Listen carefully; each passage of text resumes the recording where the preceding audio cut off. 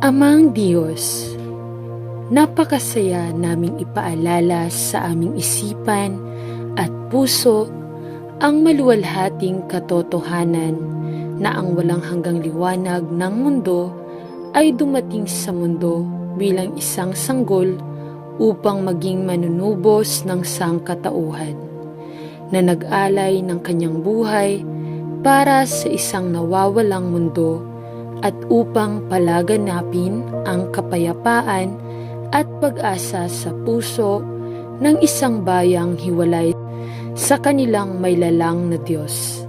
Ama, nawa ay masalamin sa ating buhay ang pag-ibig ni Jesus sa ating pagbabalik-tanaw sa unang pagdating ng ating Panginoon at Tagapagligtas.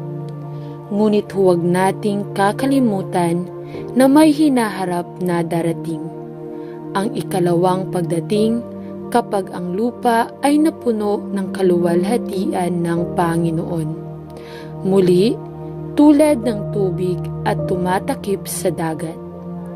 Panginoon, alam namin na Ikaw ay babalik, hindi bilang isang maliit na sanggol na nakahiga sa isang abang sabsaban at nakabalot ng mga lampin, ngunit bilang isang mananakop na hari na kailangang dumating upang iligtas ang bayang Israel, kanyang Israel.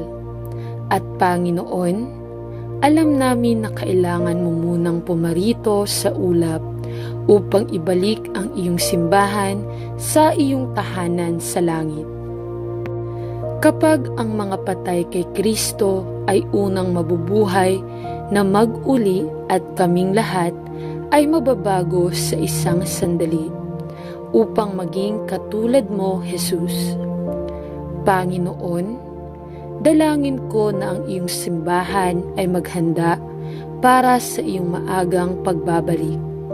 Nawa ay maging handa ang iyong katawan para sa maluwalhating araw kung kailan iyo ay tumating upang iuwi kami sa iyo. Panginoon, isinasamo ko sa iyo na ang iyong kasintahang babae, ang simbahan, ay maging dalisay at banal, walang dungis, kulubot, o ano pamang katulad niyan. Sa pangalan ni Jesus, Amen.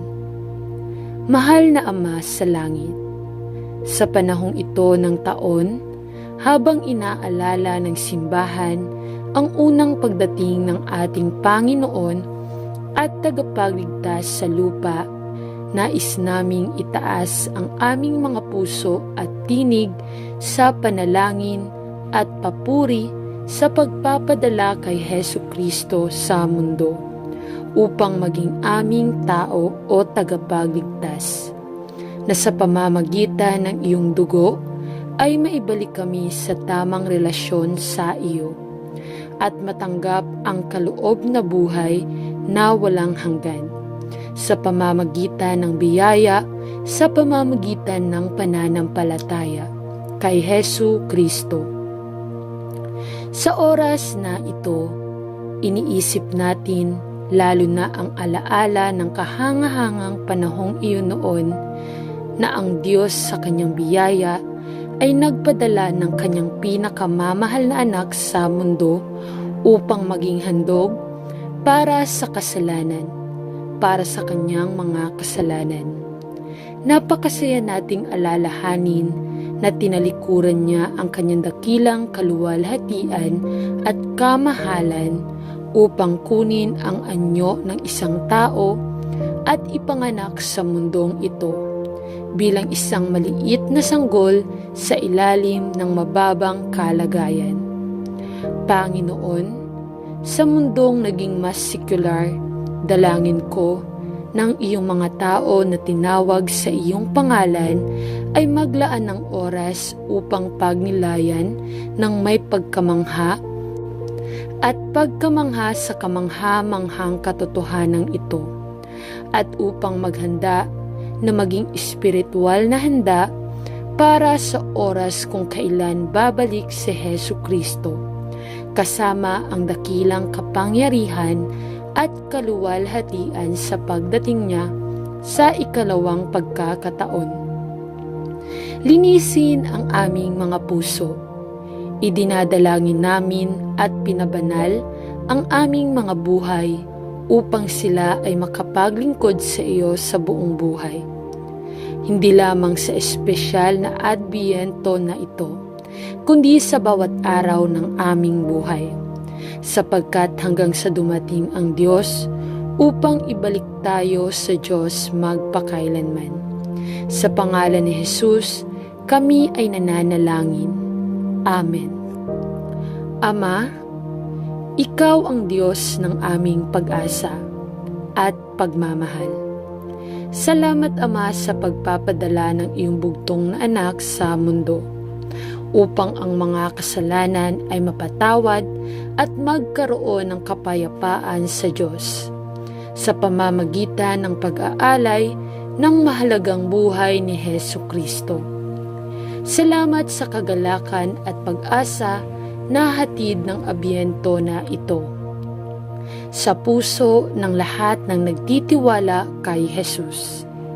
Salamat sa mabuting balita ng Ebanghelyo ni Kristo na nagbalik sa tao sa matamis na pakikisama sa kanyang lumikha at sa perpektong kapayapaan at maluwalhating pag-asa na inilagay niya sa puso ng lahat, kahit sa mga nagtitiwala sa kanyang pangalan.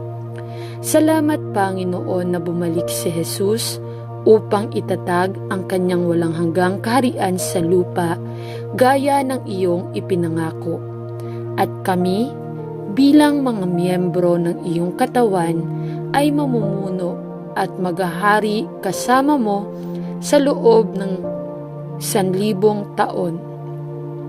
Salamat sa pag-asa, pag-ibig, at kapayapaang ibinigay mo sa sangkatauhan, sa katauhan ni Hesukristo.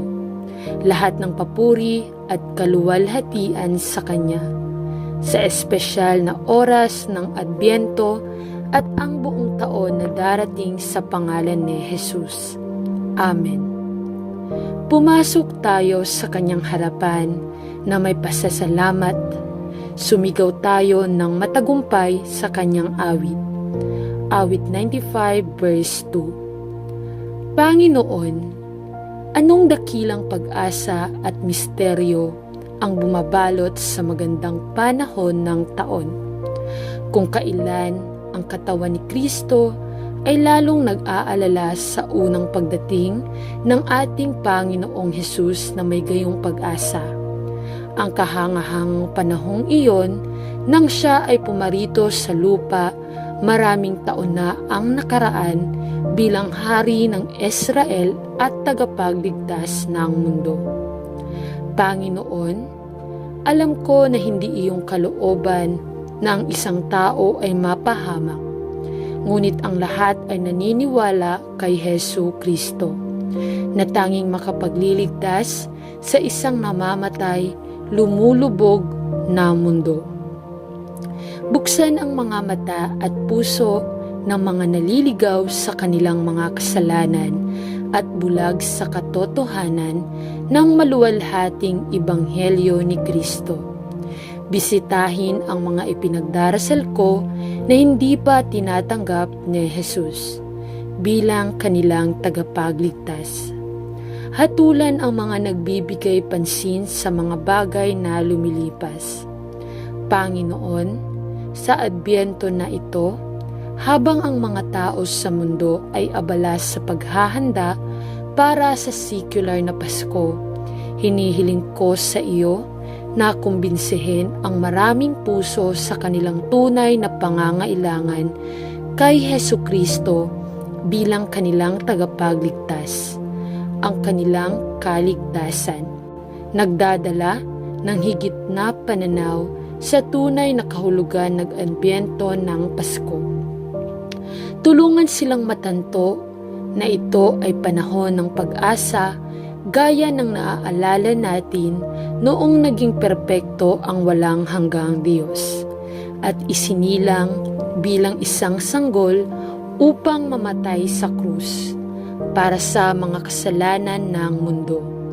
Tulungan silang maunawaan na namuhay ka sa lilim ng krus upang ang mga kasalanan ng tao ay mapatawad sa pamamagitan lamang ng paniniwala sa kanyang pangalan. Maawa ka sa lahat ng hindi nakakakilala kay Jesus bilang tagapagligtas. At nawa ay marami ang maligtas sa panahong ito. Sa pangalan ni Jesus, Amen. At makipag-usap. Iligtas mo kami, iligtas kami ng Diyos. Tipunin mo kami, at iligtas mula sa mga bansa upang makapagpasalamat kami sa iyong banal na pangalan at masayang purihin ka. 1 Chronicles 16 verse 25. Idinadalangin ko po ito sa pangalan ni Jesus na aming Diyos at tagapagligtas. Amen. Sa ngalan ng Ama, ng Anak, ng Espiritu Santo. Amen.